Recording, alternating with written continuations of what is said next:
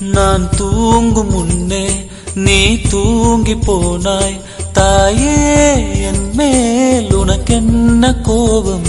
கண்ணான கண்ணே, என் தெய்வ பெண்ணே, கண்ணில் தூசி நீ ஊத வேண்டும்.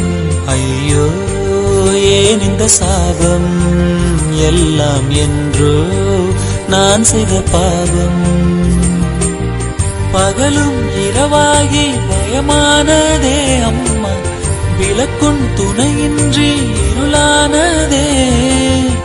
உயிரின் ஒரு பாதி பறிபோனதே அம்மா, தனிமை நிலையானதே.